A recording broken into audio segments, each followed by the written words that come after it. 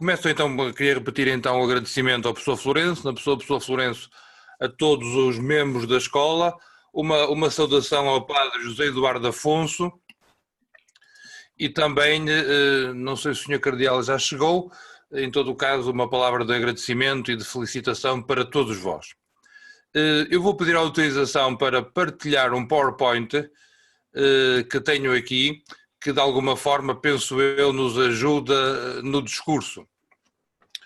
A reflexão que eu tenho para vos propor é o seguinte: até que ponto as tecnologias digitais podem estar ao serviço do ensino religioso, entendendo o ensino religioso quer como professores de educação moral e religiosa católica, quer outras formas como a Igreja realiza a sua missão.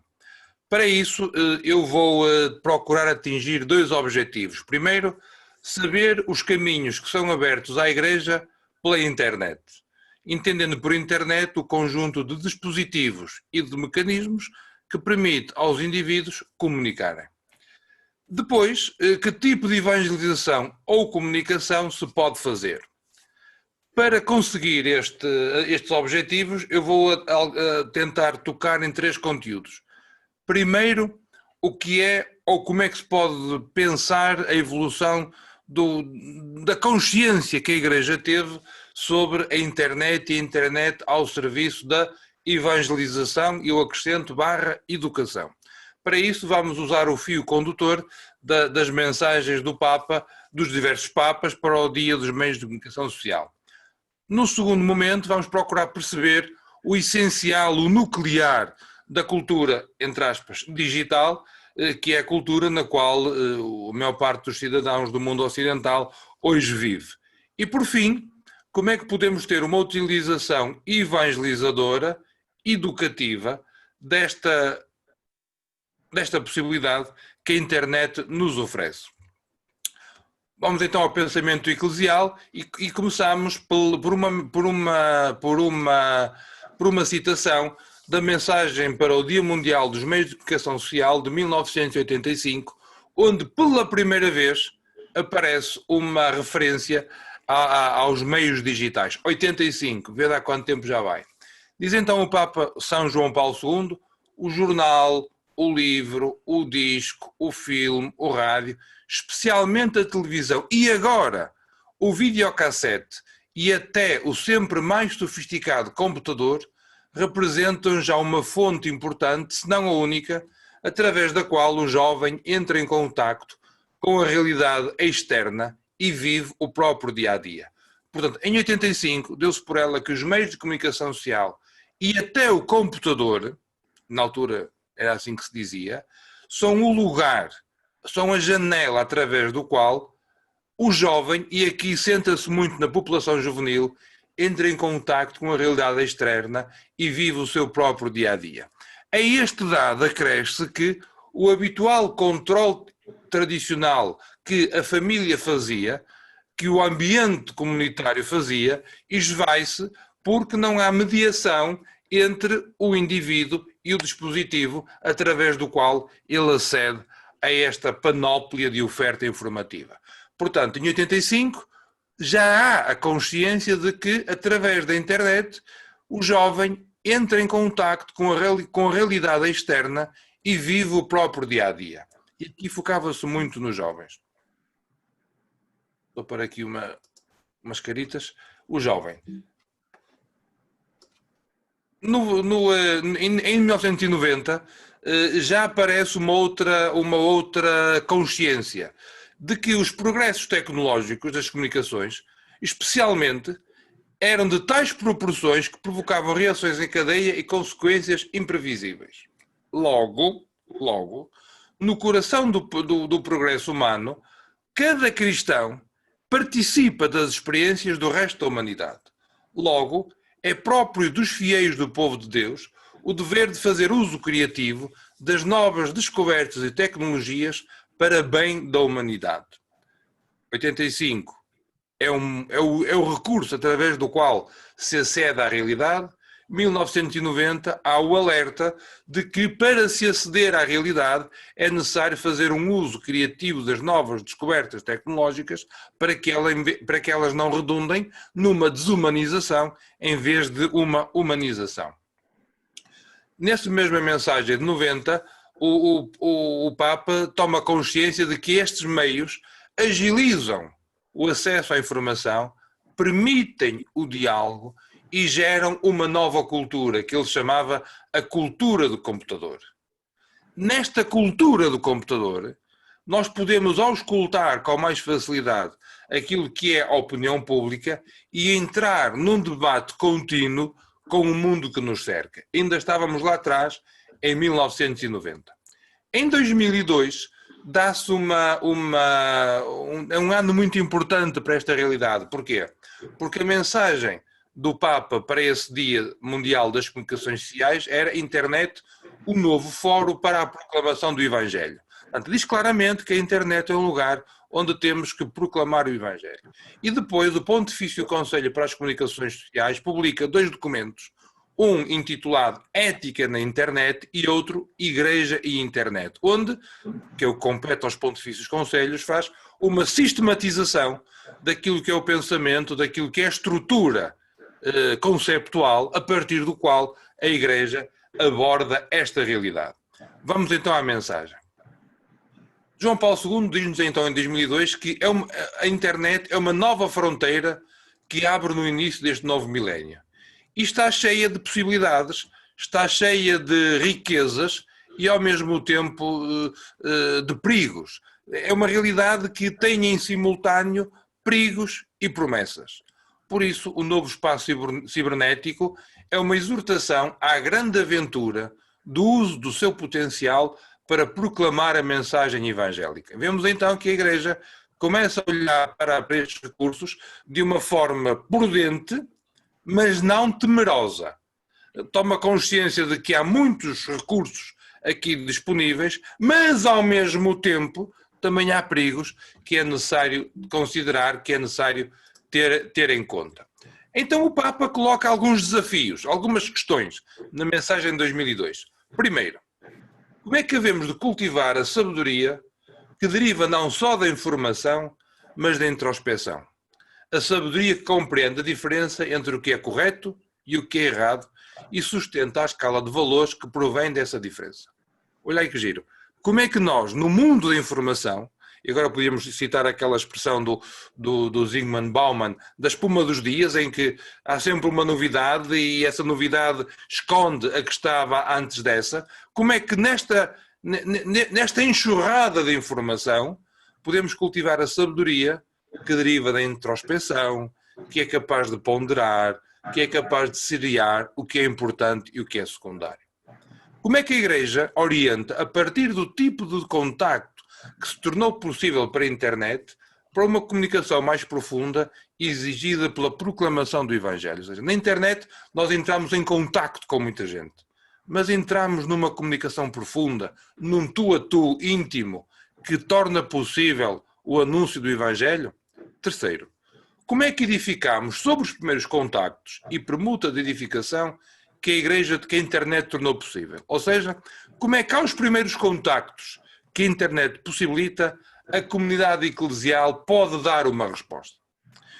E o Papa continua com mais 3 desafios.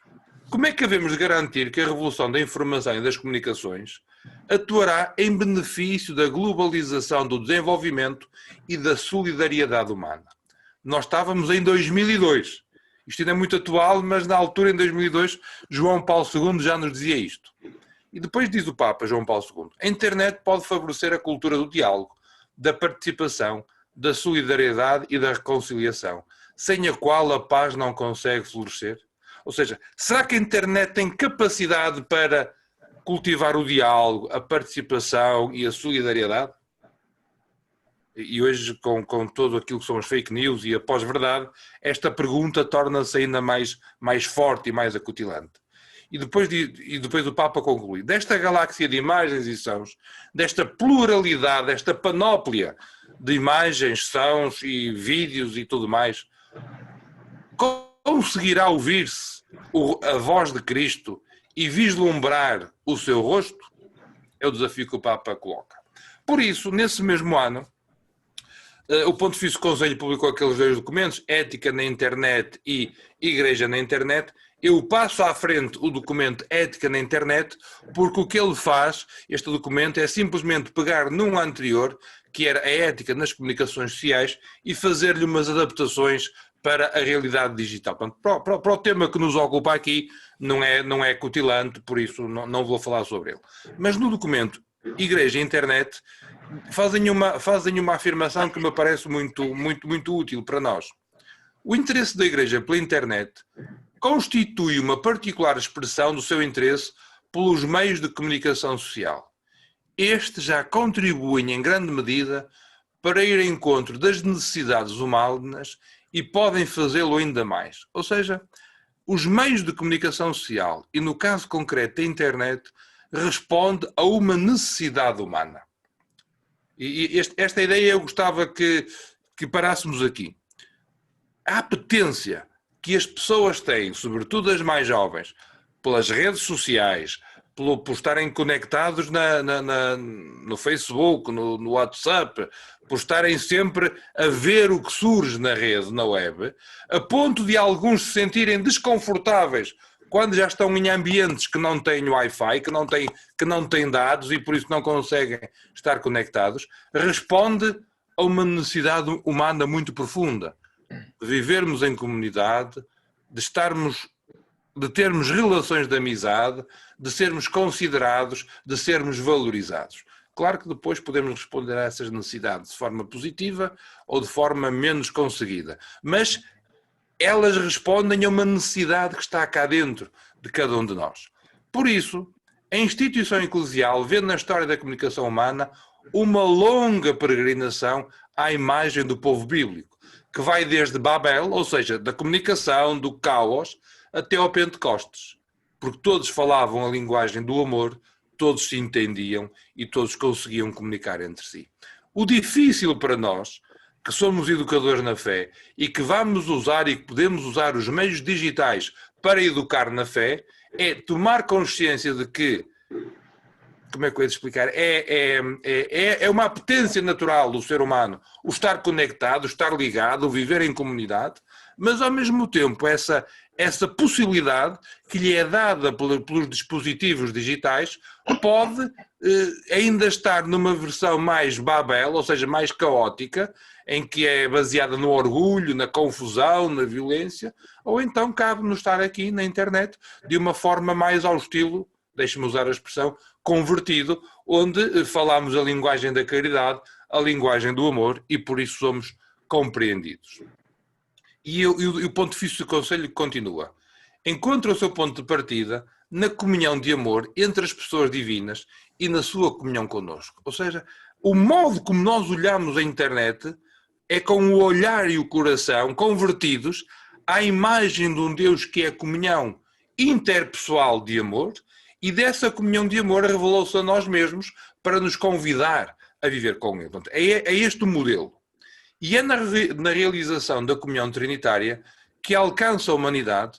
O Filho é o Verbo, eternamente pronunciado pelo Pai, em e mediante Jesus Cristo, Filho de Deus, que se fez homem. Deus comunica-se a si mesmo e a sua salvação aos homens e mulheres do nosso tempo. Por isso, o modelo, o paradigma para estarmos nos meios de comunicação social, sobretudo agora nos meios digitais, é Jesus Cristo. Verdadeiro Deus e verdadeiro homem, sem confusão nem distinção, como sabemos, em que as palavras e os gestos comunicam a sua identidade. Por isso cabe-nos estar na internet à imagem, ou tal como, ou para usar a expressão da Lumen Gentium 8, analogamente ao modo como a pessoa humana, a natureza humana e a natureza divina de Jesus Cristo permitiram à Trindade revelar-se. Até porque Deus continua a comunicar-se à humanidade através da Igreja. E comunicar, pôr em comum, convidar à comunhão, convidar a uma experiência de comunhão com o Senhor, faz parte da natureza da Igreja. É a essência da Igreja. Nós agora falamos muito da nova evangelização, da conversão pastoral, mas já desde 1975 que numa exortação apostólica pós-sinodal, Evangelii Nuntiandi, mais concretamente no número 14, se dizia que a graça, a identidade da Igreja é evangelizar. E evangelizar é propor uma estratégia de comunicação, entendendo comunicação como chamar à comunhão de cada pessoa com a Santíssima Trindade através de Jesus Cristo. Por isso, estar na comunicação, para nós, implica padrões elevados de verdade, de credibilidade e de sensibilidade aos direitos humanos e aos outros princípios importantes e normas que em cada país se aplicam. Vamos agora fazer, a partir daquele documento, uma análise SWOT. Uma análise SWOT é uma coisa que na gestão se gosta muito de fazer, mas eu, em vez de usar o acróstico inglês, gosto de usar o português. Vamos fazer uma análise fofa, onde vamos ver as forças que nós temos e as oportunidades que existem, as fraquezas que nós temos e as ameaças que existem. Vamos então pelas possibilidades externas, ou seja, quais são assim as oportunidades? Desde logo, os média têm um grande poder de partilha e possibilidade de relacionamentos e encontros. De facto, hoje, através sobretudo das redes sociais digitais, nós conseguimos conectar com muita gente, conseguimos chegar a muita gente. Quem é que nunca foi ver os amigos de alguém para ver se estava lá uma pessoa com quem queria falar e pedir-lhe amizade no Facebook? Isto já todos nós fizemos. Uma outra possibilidade é o acesso praticamente ilimitado a toda a informação e recursos imateriais. Hoje, sobretudo nós que estudamos no ensino superior, sobretudo a partir da abertura dos repositórios, nós temos imensas fontes disponíveis que nos permitem, em bom rigor, estudar sem sair de casa. Basta é termos alguma agilidade para manusearmos os repositórios e irmos procurar o acesso de informação. E depois há uma grande contração do tempo e do espaço. Para isso não precisamos de mais exemplo do que esta conferência. Eu estou em Braga, a Lígia está no Distrito de Viana, uns estão na Bélgica, a grande parte está em Cabo Verde. Imagino que em Cabo Verde, em lugares diferentes, logo o espaço está contraído. E o tempo também. Porque o tempo que cada um de nós demoraria a juntar-se num sítio só era tanto que nós não gastamos. Eu, há meia hora atrás, estava aqui a trabalhar nas minhas coisas.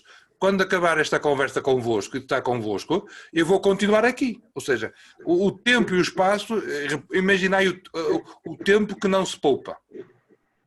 Depois também há dificuldade. A realidade externa, se nos traz facilidades, também nos traz dificuldades e temos que estar conscientes delas.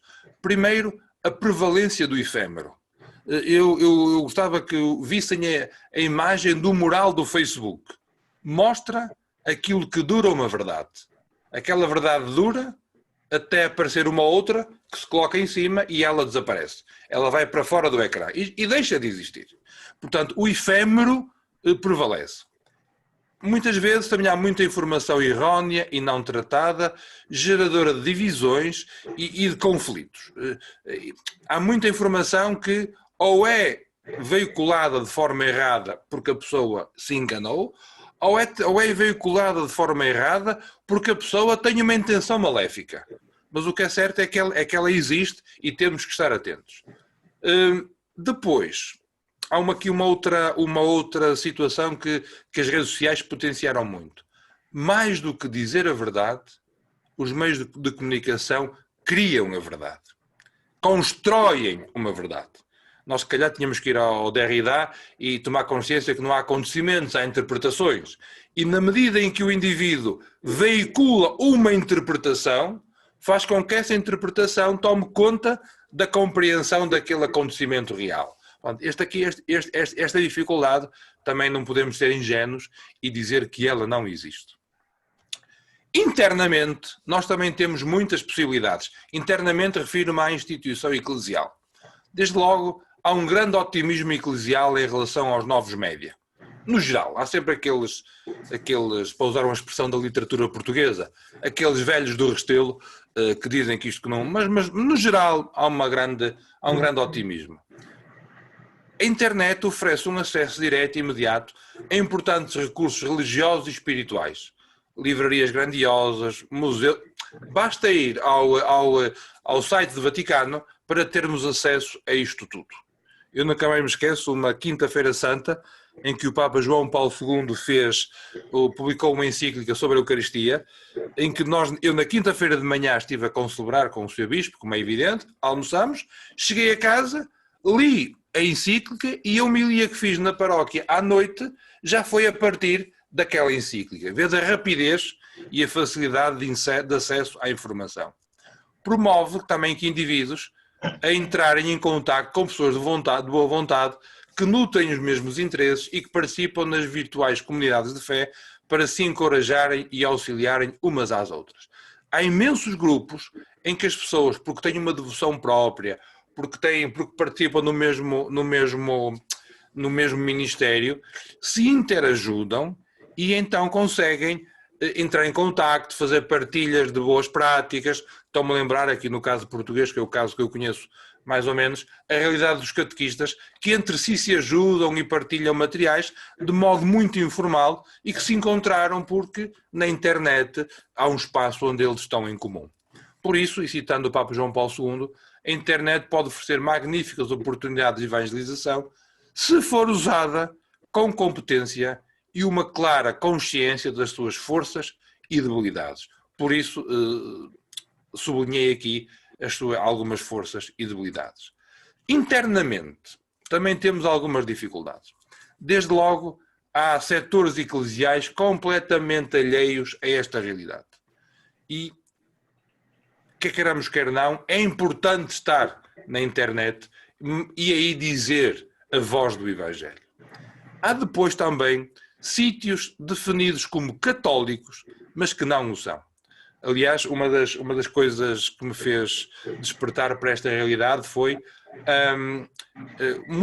eu não sei se sabeis, mas eu estudei durante uns tempos a prática que os catequistas fazem da internet como lugar para se autoformarem e encontrarem recursos. E eles, com muita facilidade, vão a sítios ou integristas, conservadores, ou então catequistas católicos vão a sites evangélicos, luteranos ou outro. Porquê? Porque têm recursos bonitos, com imagens bem feitas, bem coloridas, e este visual, esta qualidade, acaba por entregar de forma encapotada uma ideia ou um conceito de religião que não está de acordo com aquilo que é a verdade católica. Portanto, ou porque são católicos, digamos assim, que se desviaram da verdade da fé, ou porque são de igrejas irmãs, mas que, se nós não temos clareza naquilo que andamos à procura, com facilidade nos deixamos enganar. Por vezes, procura-se marcar presença, sem estratégia e sem qualidade. O que eu quero dizer com isto? Muitas vezes, porque ir para a internet está na moda, deixem-me usar a expressão, vamos fazer um blog, vamos fazer um site, vamos fazer uma página no Facebook, vamos criar uma conta no Instagram e depois nem tem uma presença assídua, não tem qualidade, não tem visão. Por isso, nestas coisas da internet, se vamos fazer mal, o melhor é mesmo não fazer. Depois, em 2006, o Papa publica um documento, chama-se O Rápido Desenvolvimento, em que ele diz como é que a internet pode ser usada pela Igreja. E aqui vem, de uma forma vincada, aquilo que já vinha sendo falado anteriormente. A internet é um excelente meio para a formação dos agentes pastoral. Segundo, a internet é um excelente lugar para a participação. Se é difícil reunir e ouvir muita gente porque não conseguimos deslocar-nos, por exemplo, havendo recursos de uma videoconferência, por exemplo, podemos ouvir, podemos pedir conselho, podemos fazer com que o povo de Deus participe mais naquilo que é a vida da Igreja. Por fim, a internet permite o diálogo ao serviço da paz, o diálogo que nos permite dizer a verdade da fé a partir das perguntas que os cibernautas, digamos assim, nos colocam. Por isso, numa visão orgânica e correta do desenvolvimento do ser humano, os média podem e devem promover a justiça e a solidariedade, comunicando cuidadosa e verdadeiramente os acontecimentos, analisando de maneira completa as situações e os problemas, dando voz às diversas opiniões. Aqui, como podeis dar por ela, estamos ainda muito veiculados a uns meios de comunicação social de massa. Ainda pensamos internet e comunicação de massa como se fosse a mesma coisa. Em 2006, o Papa Bento XVI, entretanto, dá um salto qualitativo, porque diz que o impacto decisivo de um novo vocabulário, de novas imagens, que sobretudo os mass media eletrónicos introduzem tão facilmente na sociedade, não devem ser subestimados. Os médias contemporâneos formam a cultura popular.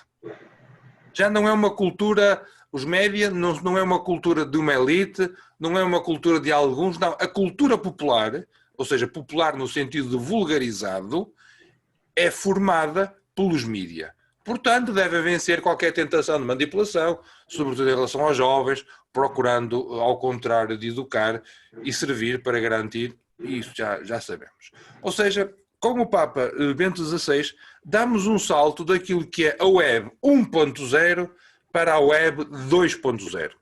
A Web 1.0 é a Web pensada ao estilo dos meios de comunicação social, da televisão, por exemplo. Há um emissor que depois tem um determinado aparato técnico e envia em simultâneo para todos ao mesmo tempo os seus recursos. Isto é 1.0. A 2.0 é outra coisa. A 2.0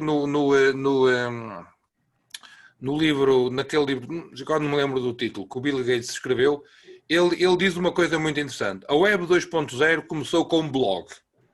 Porque a partir da tecnologia do blog, é uma tecnologia muito simples, qualquer um de nós pode ter uma página na internet, uma presença disponível a quem lá quiser chegar. Por isso, se na Web 1.0 há um emissor e muitos receptores, na Web 2.0 nós somos em simultâneo emissores e receptores. Por isso, o conceito de rede, onde todos estamos ligados, é essencialmente na Web 2.0, que vulgariza, que populariza o acesso e o uso da internet, como nos dizia o Papa Bento XVI. Por isso, já não basta ter bons recursos, ter boas ofertas, é necessário cultivar o diálogo. O diálogo que se deve apoiar numa busca sincera e recíproca da verdade para realizar a promoção da compreensão e da tolerância. E diz então o Papa, a vida não é uma mera sucessão de factos e experiências.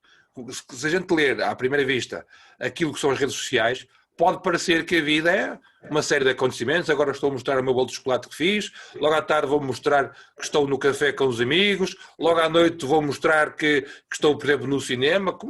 Isto é uma presença tipicamente de um teenager. Quando a vida é essencialmente a busca da verdade, do bem e do belo. Por isso a internet, e estar na internet de forma formativa ao estilo cristão, é ajudar a pessoa a ler os seus acontecimentos, a encontrar uma hermenêutica da sua vida que sublinhe o que de bom, belo e verdadeiro existe nela. E aqui vem a categoria da amizade. Aliás, a amizade é uma das categorias mais estragadas pelas redes sociais. Nós pedimos amizade, é pedir o contacto. Aqueles que temos Facebook, vamos ver quantos amigos temos, e aquilo não são os nossos amigos. E nós não temos aqueles amigos, temos aquelas ligações, que é outra coisa. Por isso, a categoria da amizade tem que ser mais trabalhada, tem que ser mais valorizada. Amizade como um tesouro que há que cultivar. Mas o Papa Bento XVI alerta-nos também para algumas lógicas, para algumas formas de pensar que estão inseridas na web e que nos questionam. A primeira delas é que a verdade ou melhor, um facto não é verdadeiro pelo simples facto de ter muitos likes, ter muitos gostos, ter muita gente a replicar. Uma coisa não se torna verdadeira porque toda a gente põe like, porque toda a gente gosta. O fundamento da verdade é outro. O outro é com maiúsculo, não é? Uma coisa é verdadeira na medida em que está de acordo com o seu princípio, ou melhor, com o princípio para o qual o Criador o criou. Segunda, deve comunicar-se a mensagem cristã na sua integridade e exigência e não mitigá-la para a tornar mais atraente. Eu diria, de uma linguagem mais da rua, nós se calhar somos tentados a descafeinar a mensagem cristã para ela parecer mais atrativa. Mas não, a mensagem cristã é como é. É o evento de Jesus Cristo, que tem tudo, desde a sua encarnação, vida, milagres, paixão, morte e ressurreição. Nós às vezes somos tentados a tirar ali a paixão e a morte, porque não é assim muito simpático, e a mostrar os outros lados. Não, não. A mensagem cristã tem que ser mostrada na sua integridade. Mas a mensagem cristã não é algo esporádico. Hoje apetece, amanhã não. É algo estável. Em quarto lugar, o Evangelho não é algo que possa ser um bem de consumo superficial. É antes uma resposta livre e ponderada. Depois, o Papa diz-nos que as relações virtuais não são um fim em si mesmo. Nós estamos na internet não para cultivar relações virtuais, mas para, através das relações virtuais, convidar a pessoa a viver fisicamente numa comunidade cristã. Por fim, o Papa, e esta última ideia deriva da anterior, diz-nos que só há transmissão da fé quando se chega a um encontro presencial. Quando se está de carne e osso, deixem-me usar a expressão, numa comunidade. Por isso, as lógicas da web, em última análise, faz com que os crentes sejam encorajados a manterem vivas as eternas questões do ser humano, que testemunham o seu desejo de transcendência e o anseio por formas de vida autêntica, digna de ser vivida. Precisamente esta tensão espiritual própria do ser humano é que está por detrás da nossa sede de verdade e comunhão e estimula-nos a comunicar com integridade e honestidade.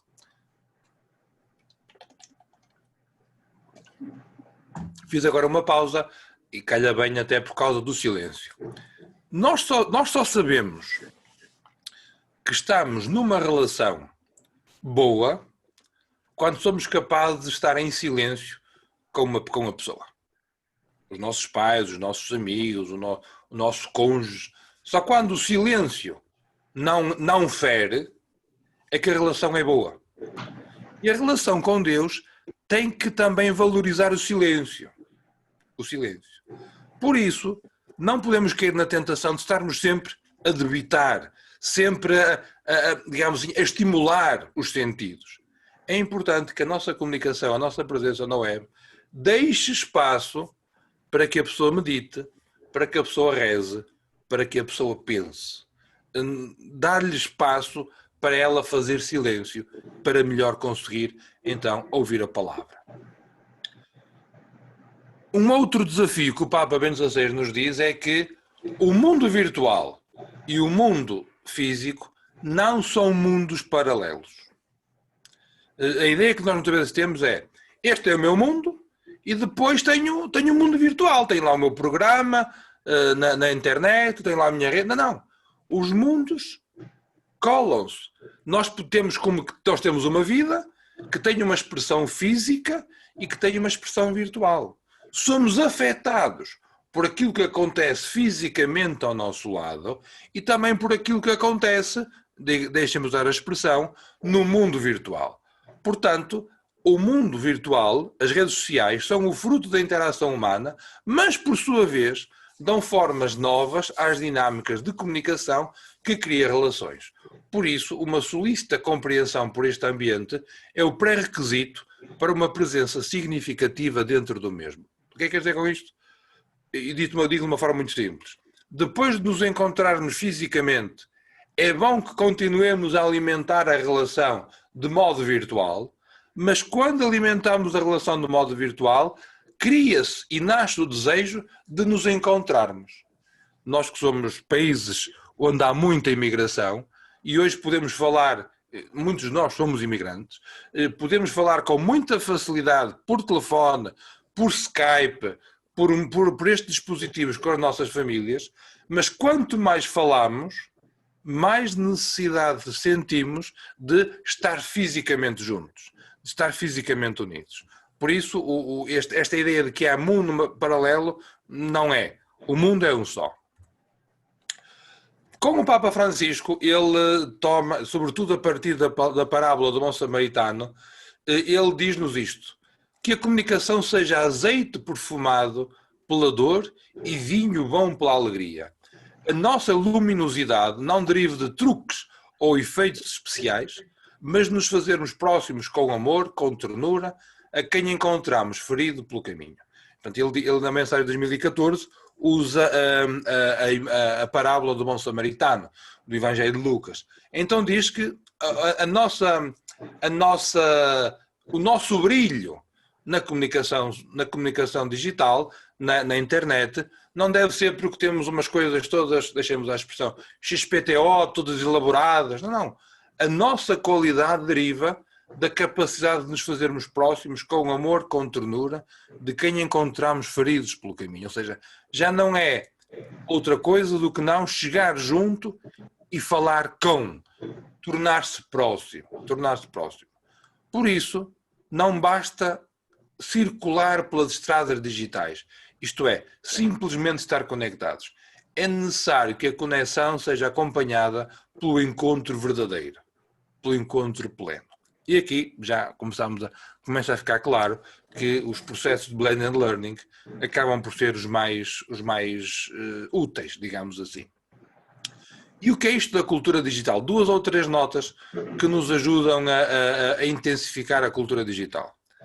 Aqui uso muito a questão do pensamento do Manel Castells, um sociólogo catalão, que diz que a cultura associada em rede nasce das possibilidades que as novas tecnologias existem, que as novas tecnologias nos dão. E as novas tecnologias dão-nos a possibilidade de conectarmos, de nos organizarmos, de nos relacionarmos ao nível global. Por isso, a base material da sociedade em rede é a sociedade da informação. Porque há cabos, porque há ligações, porque é possível nós estarmos conectados, nasce então uma sociedade em rede. Ele depois evolui e diz sociedade-rede. Esta sociedade-rede é um conjunto de nós interligados. E um nó é um ponto no qual uma curva se interseta. Ou seja, eu crio um nó quando me ligo a algo que para mim é importante. Mas para me ligar, eu tenho que ter a linguagem comum. Por isso, a rede está definida a partir do programa e dos seus objetivos, da regra de funcionamento e dos códigos que se utilizam para que esse programa funcione. E aqui está o nosso problema, igreja. Porque o mundo em rede, ter aparatos que se podem conectar, nós conseguimos com facilidade. Agora, ter um programa, ou melhor, ter uma visão, ter uma estratégia, e ter essa visão e essa estratégia dita com um código que seja entendível, isso aí já não é tão fácil.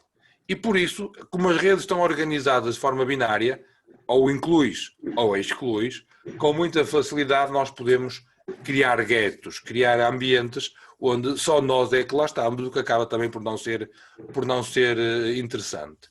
E faz parte da natureza das redes a cooperação e a competição. Os nós entre si, a realidade da rede, ou coopera uns com os outros, ou competem uns com os outros. Por isso, há que ter cuidado.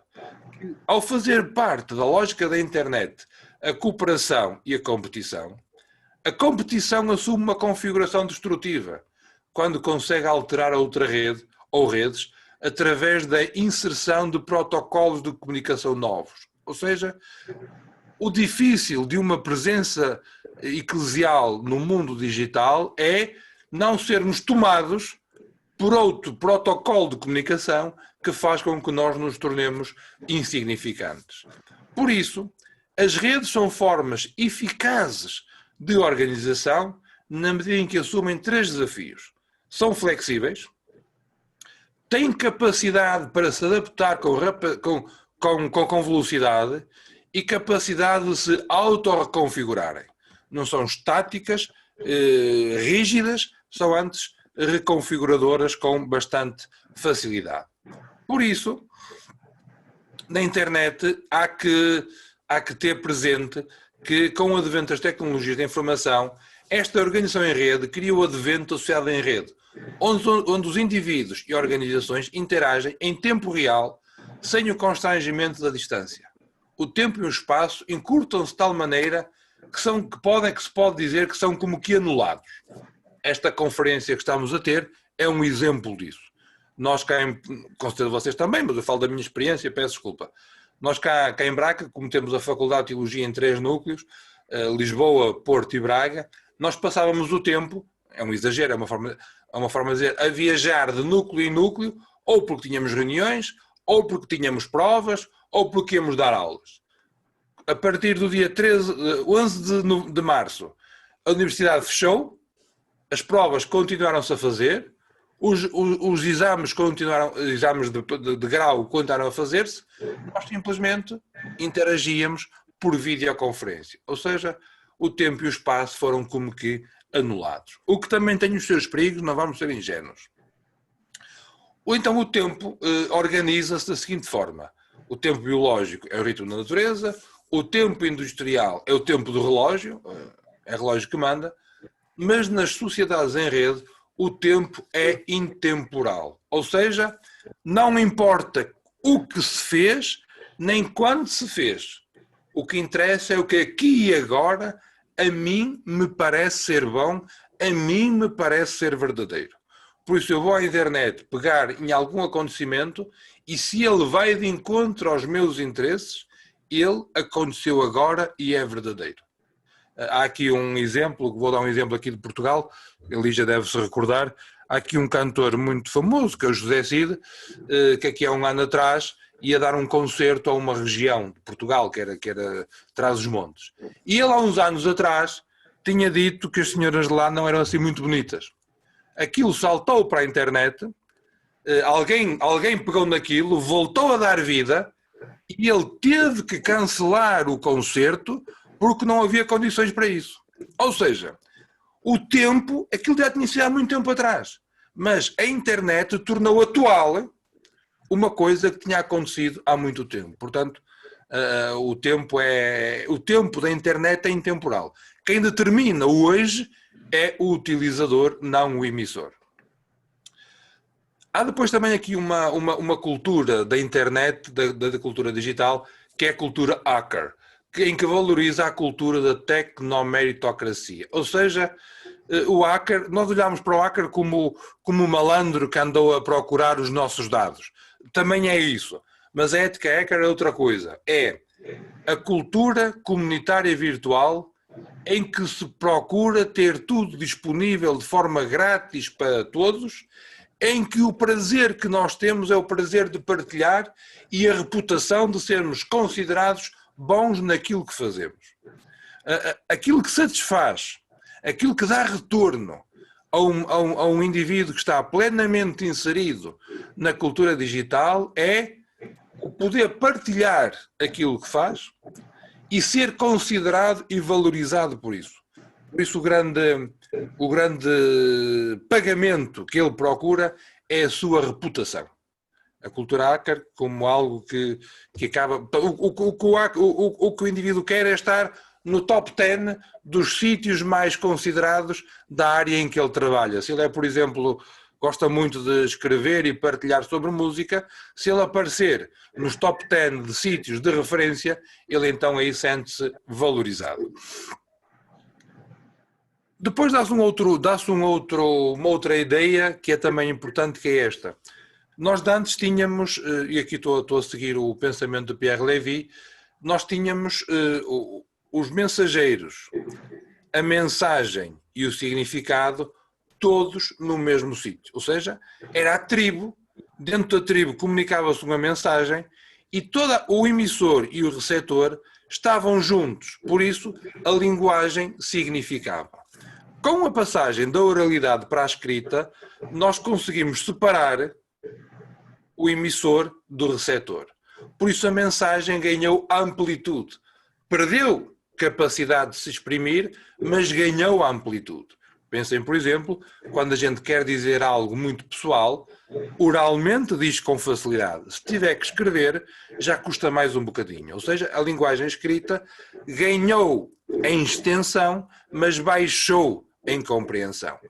Com a cibercultura, voltamos à primeira parte, que é, temos a presença da mensagem e do mensageiro no mesmo contexto. Só que não estão unidos de forma física, como estavam na tribo, estão unidos de forma virtual, porque partilham o mesmo ambiente.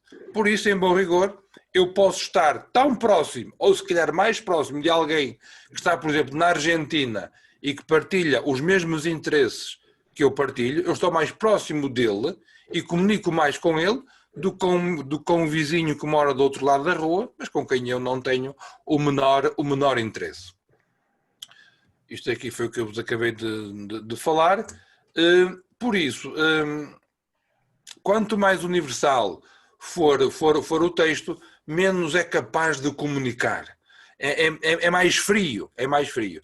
Por isso a comunicação digital é mais quente, na medida em que cada conexão suplementar acrescenta mais heterogeneidade, novas formas de informação, novas linhas de fuga, a tal ponto que o sentido global encontra-se cada vez menos perceptível, ou seja, não se entende. Por isso, esse universal dá acesso a um gozo mundial, à inteligência coletiva, enquanto um ato de espécie. Mas esse sentido global ganha lugar em cada território, entendendo por território o lugar em que os indivíduos se reúnem e no qual partilham a sua experiência, os seus desejos e as suas inquietações. Por isso, a inteligência coletiva procura isto, que acho que estejamos sempre interconectados, sempre ligados, que haja comunidades que se reúnem de acordo com os interesses, mas no ambiente virtual e que enriqueçam aquilo que é a inteligência coletiva. Eu estou a dar um bocadinho rápido porque estou a ver que estou a demorar muito tempo, peço desculpa. Por fim, estamos quase a concluir, por fim, convinha que não caíssemos naquele erro que é virtual opõe-se a real. Uma coisa é real, outra coisa é virtual. Não. O real opõe-se ao fictício. O virtual opõe-se ao atual. Uma coisa é virtual quando não tem tempo nem espaço, mas quando nós lhe damos tempo e espaço, ela atualiza-se. Toma forma, deixa-me usar a expressão, toma carne. Ou seja, é algo que é possível, só está à espera de um acontecimento, de um dispositivo que a atualize. E então a atualização é a solução de um problema, mas que não estava anteriormente contida, como no caso do possível. Eu vou ver se consigo dizer isto de uma forma mais clara. Imaginemos que eu tenho, vou dar um exemplo tipicamente de padre. Eu tenho logo à tarde não, que eu não ia preparar isto uma hora antes, mas tenho, daqui a uma semana, tenho uma festa de catequese com crianças que não ouvem, com crianças surdas. Eu nunca fiz aquilo, não sei como é que é de fazer. Tenho um problema. Por isso vou à internet, procuro, vou a um site de referência e descarrego uma celebração. Eu pego nessa celebração, adapto-a à minha realidade e vou realizá-la, vou celebrá-la. Logo, aquela celebração já existia virtualmente, mas ao ser atualizada, ganhou uma característica específica, aqui e agora, que a torna, em bom rigor, uma realidade nova. Por isso a atualização cria algo de novo. Mas aquela mesma celebração, se for descarregada e concretizada por um de vós, na sua paróquia, na sua comunidade, é a mesma celebração que se atualiza e ao atualizar-se ganha algo de novo. Nós isto fazemos muito bem. Isto já estamos habituados a ir buscar e atualizar. O desafio está, digamos assim, na capacidade de criarmos realidades para depois as virtualizar. Fazer o caminho inverso. Não tanto descarregar e aplicar em nós, mas fazer ao contrário, que é pegar naquilo que nós fazemos e partilhar. Por isso, se há constante que acompanha sempre o desenvolvimento dos meios de comunicação social, é que a virtualização gerou sempre maior procura que o encontro físico. Portanto, tudo o que é virtual gera, digamos assim, o desejo de estarmos fisicamente. Por fim, a utilização evangelizadora. Se a internet é um novo ambiente que transforma pouco a pouco o modo de nós estarmos e o modo de nós ensinarmos, não lhe podemos estar alheios. Até porque a criação e recriação de significados, portanto, as comunidades de linguagem, geram significados que, se nós não estamos aí, ficamos como que à margem. Por isso, os meios de comunicação social devem ser os arquitetos de uma nova proximidade, o resultado do confronto e de encontro, ocasião contínua da revelação de si mesmo ao outro, assumindo uma responsabilidade para com os outros, diz-nos a Conferência Episcopal Italiana. Portanto, estar próximos, estar ao serviço, mostrar-se ao outro. Para isso, há 3 desafios que nós temos que ultrapassar na Igreja. Em primeiro lugar, necessidade de conhecer bem o novo ambiente. Nós, na Igreja, sempre usamos os meios de comunicação social com muita proficiência. Portanto, agora não vamos fazer com amadorismo. Devemos romper isolamentos. Não sei como é que é na vossa Igreja, mas aqui nas dioceses que eu conheço, há muita gente a fazer coisas, mas isolados. Quando o desafio seria romper isolamentos e trabalhar em rede.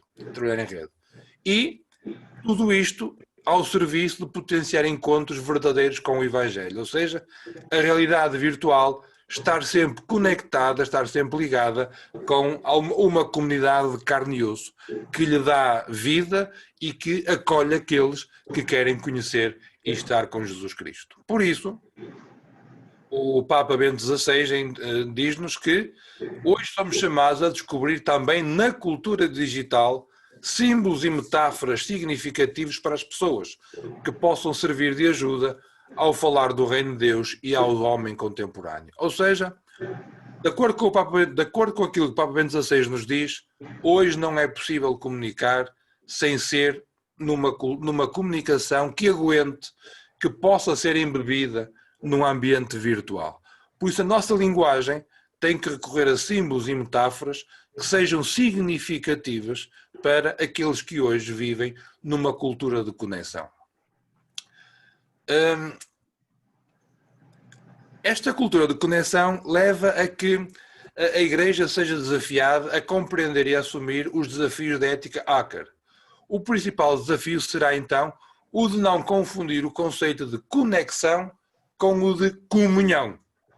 A comunhão, como conceito teológico, é muito mais de conexão. Eu posso estar conectado, posso estar ligado, mas vivo em comunhão, estou em comunhão, isso é outra coisa. E procurar que a conexão virtual se atualize em laços de familiaridade, com todas as suas implicações, deixando a presença física de ser vista como uma acessória e passar a ser parte integrante ao objetivo a atingir nas diversas virtualizações. Nós, como nós na Igreja Católica, sabemos que a plenitude da revelação é Jesus Cristo. Jesus Cristo, como o revelador do Pai, assumiu a nossa natureza humana para se dar a conhecer em palavras e gestos humanos intimamente unidos. Por isso, enquanto não houver palavra e gesto, ou seja, informação e toque, não há efetivamente comunicação, não há comunhão. Depois, na religião, na internet, coloca-se a questão do conceito de autoridade. A autoridade, nós já não é aquele que está investido da autoridade. A autoridade ganha-se, é reconhecida por aquele ou por aqueles que respondem às perguntas. Ou seja, uma pessoa tem autoridade na internet na medida em que é capaz de responder com mais facilidade, com mais celeridade, com mais assertividade às perguntas dos homens e mulheres de hoje. Por isso, uma boa presença na internet tem que valorizar e cultivar o discernimento dos sinais dos tempos para ser uma presença autorizada. Porque senão, e eu permiti que vos fale aqui algumas experiências, quando nós podemos ter uma presença institucional, mas a realidade da rede faz com que depois as pessoas contornem a presença institucional e vão àqueles, não que tenham à partida autoridade, mas àqueles a quem se reconhece a autoridade, que é outra coisa. Por isso a autoridade vem do testemunho. E o testemunho é aquele que prende a própria existência na sua profundidade e lhe dá significado perfeito. E neste sentido, é profético o testemunho, porque é uma palavra para o futuro, que surge da comunidade e gera seguidores. Então a autoridade vem da sinceridade da busca. E nós na internet não temos que nos apresentar como os santos mais perfeitos e imaculados. Não, porque nós não somos isso. Somos homens e mulheres sinceros que damos testemunho da nossa busca de Deus. E por isso ganhamos autoridade. Por isso, como é que se pode encontrar permanência numa realidade tão volátil?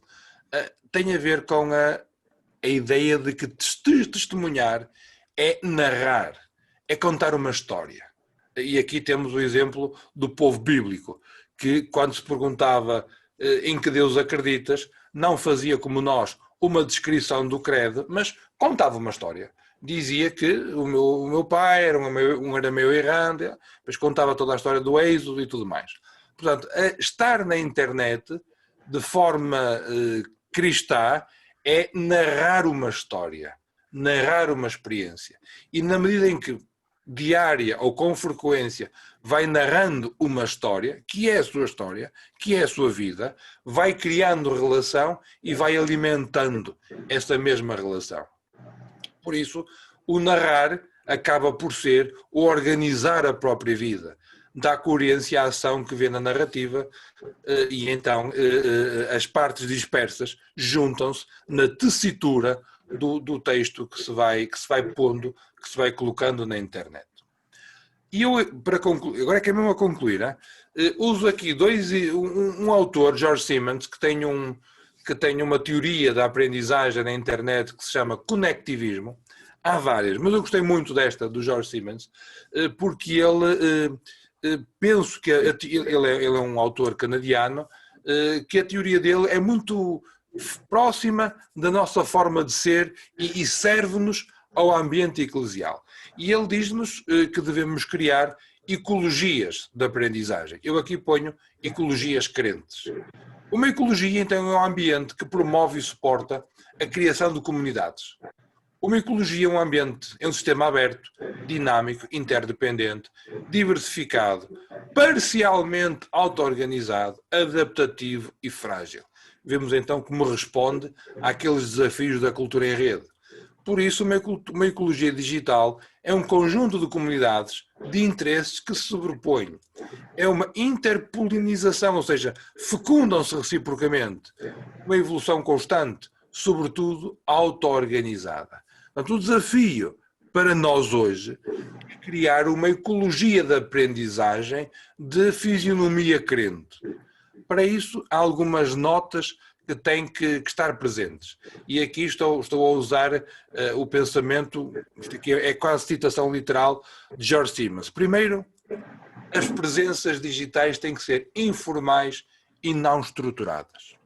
Para quê? Para que o participante consiga entrar e usufruir de acordo com as suas necessidades. Portanto, tem que ser uma presença informal, mas não assim, não muito estruturada, que ele não consiga exercer a sua liberdade.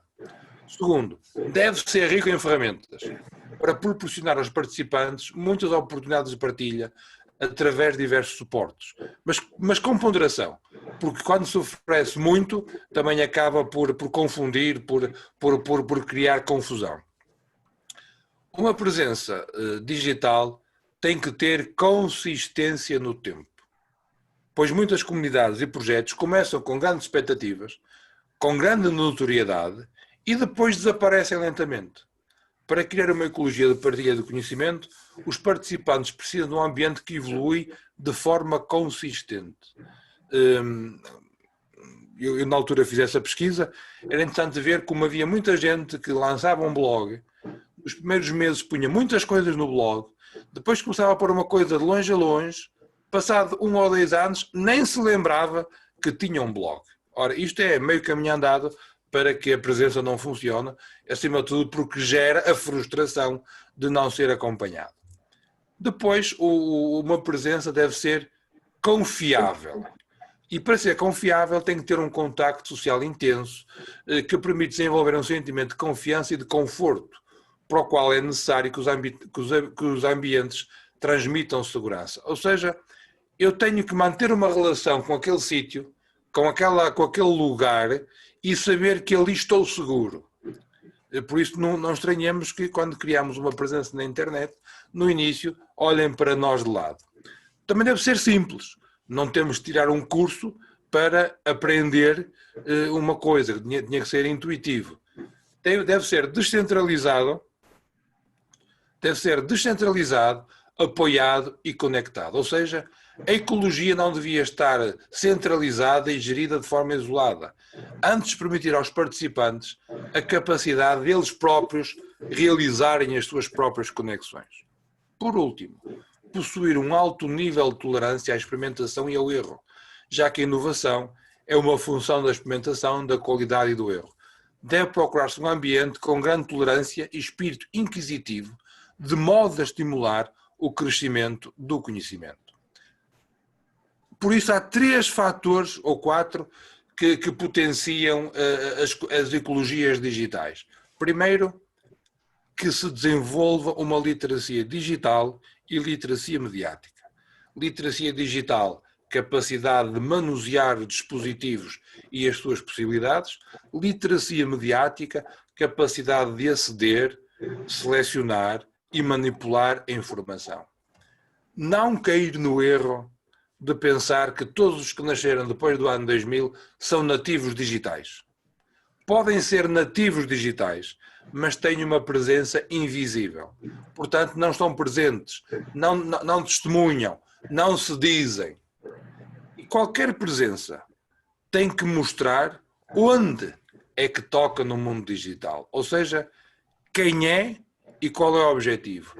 A minha página de internet é esta, a minha escola é esta, a minha paróquia é esta, e tenho aqui 3 sites, mas se tu quiseres encontrar-me, se quiseres encontrar a minha escola, se quiseres encontrar a minha paróquia, és bem-vindo e está aqui neste território, nesta morada, neste endereço. Portanto, que o onde seja digital e físico em simultâneo.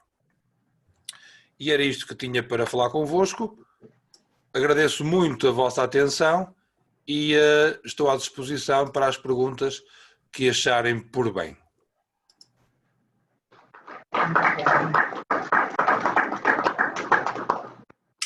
E entretanto aqui já começou a fazer escuro e é preciso ligar a luz.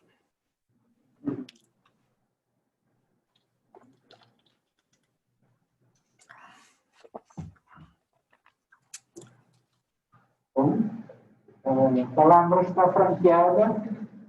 Não sei quem quer começar, se os presentes, os que estão à distância.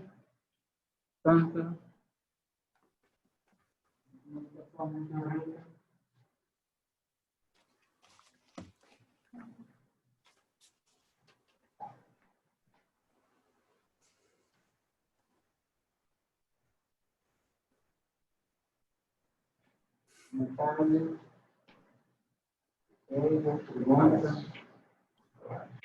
Estes momentos são sempre de grande angústia. Bem, foi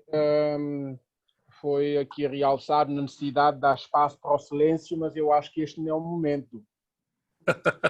Este é o momento de falar.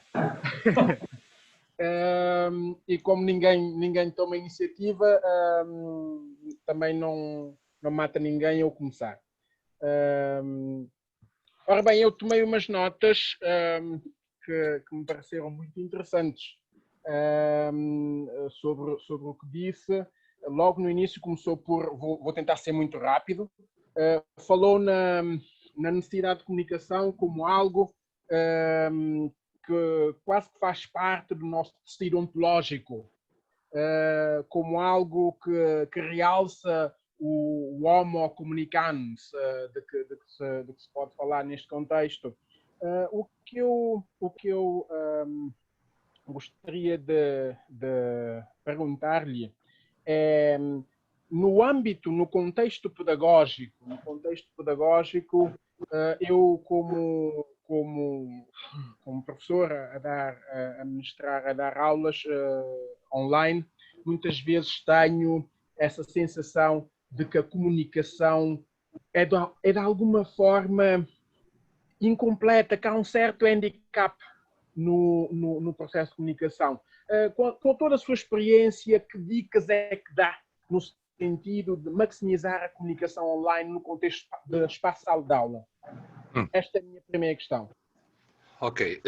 De facto, nós aqui ainda há tempo estivemos a refletir sobre isso, quando foi a questão da pandemia da Covid-19, fomos todos para casa.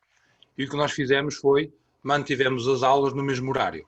Se eu tinha aulas às 8h30 da manhã na sala B7, passei a ter na plataforma Zoom e está o assunto resolvido. Ora, nós sabemos por experiência que interagir com outras pessoas através da máquina, não é? É muito cansativo. É muito cansativo. Por isso, a dica, para usar a sua expressão, o que me parece que devíamos fazer era, como docentes, preparar bons recursos, vídeos de 10, 12 minutos no máximo dos máximos, em que tínhamos a informação toda que queríamos partilhar com os alunos. Depois dar-lhe um recurso para eles, ao seu ritmo e de forma isolada, lerem e compreenderem. Eu estou a falar de humanidades, que é onde eu trabalho, né? Lerem e compreenderem melhor aquilo que foi dito.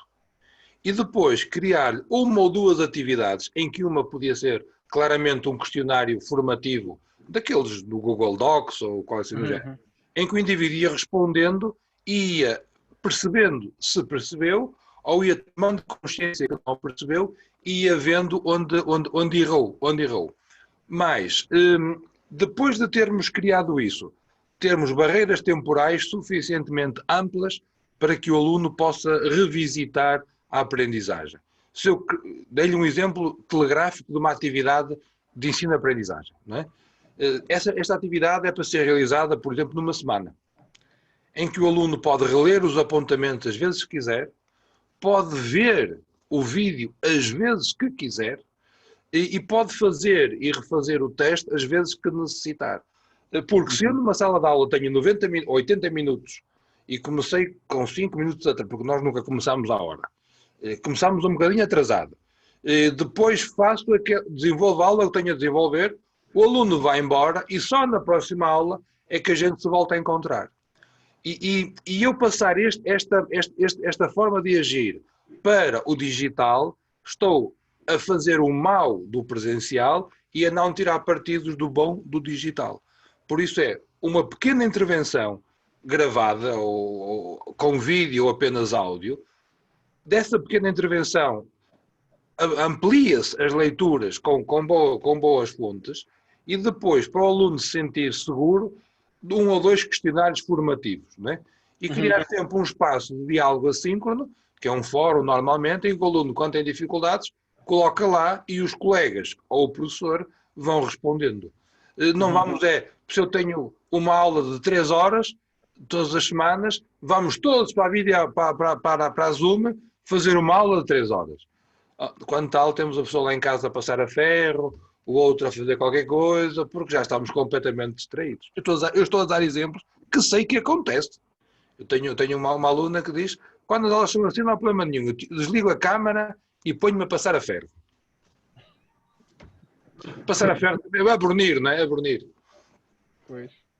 Ao passo, por exemplo, quando a informação é boa, mais vale um vídeo curto e denso. Porquê? Porque o aluno pode ver e rever. Nós aqui na Católica estamos a fazer um laboratório.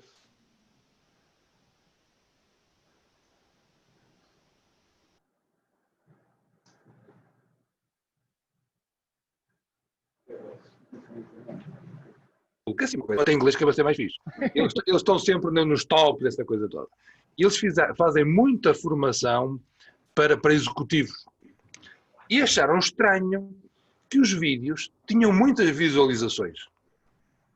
Acharam aquilo estranho, porque na formação presencial dizia-se uma vez e ficava-se Eles foram perceber o que é que se passava, e o que se passava era que muitas vezes os alunos sentiam-se constrangidos a dizer que não perceberam. Eu não digo que não percebi. Mas agora, se tenho o vídeo, eu vejo uma vez, 2 vezes, 3 vezes, as vezes que me apetecer, até eu compreender. Logo, e para concluir, a dica é: não vamos replicar no digital o que fazemos no presencial. Vamos deixar de nos centrar no ensino e centrar-nos na aprendizagem. O centro do ensino e aprendizagem digital é o aluno. Não é o professor nem o conteúdo. É o aluno. E temos que criar estratégias dinâmicas para que o aluno efetivamente aprenda. Não sei se respondi à sua questão, peço desculpa. Eu vou só lhe dizer isto, eu acho que eu já ganhei o dia. Isso vale a pena pensar, a sério. Isto vale a pena pensar. Obrigado.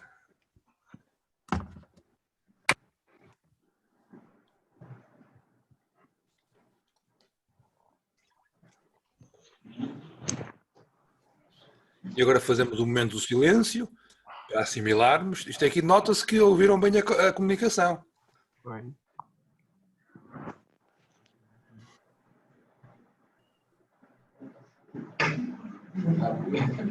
Bom, eu não tenho uma questão propriamente a colocar.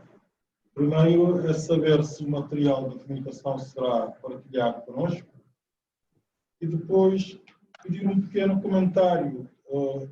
Poderá parecer mal, mas a frase que a doutora citou disse: uma coisa não torna verdadeira porque tem muitos likes.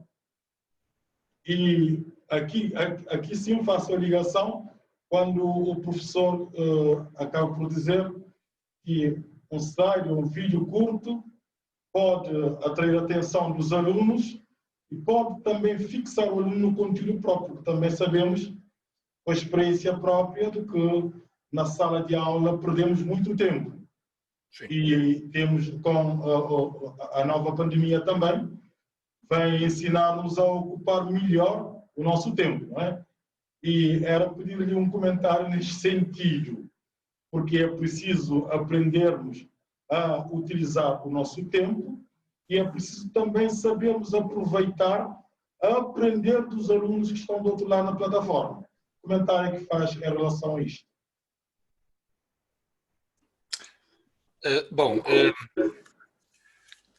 Efetivamente, lecionar online, e eu estou convencido que a grande barreira para o assumir o ensino online nos diversos níveis de ensino, eu conheço o ensino superior, mas a grande barreira somos nós, professores. Porque é extremamente fácil. Eu ontem tive um contratempo, não pude preparar a aula. Nós somos professores, nunca nos aconteceu. A nós não, aos nossos colegas sim. Não preparámos a aula, mas é uma coisa que nós já sabemos mais ou menos. Chegámos lá, vou usar a expressão, entretemos os alunos e eles dão por ela, mas como são espertos, fazem de conta que não dão por ela e nós vamos-nos embora. Ao passo que no digital isto evidencia-se logo. O digital tem que estar tudo claro, tem que estar tudo evidenciado.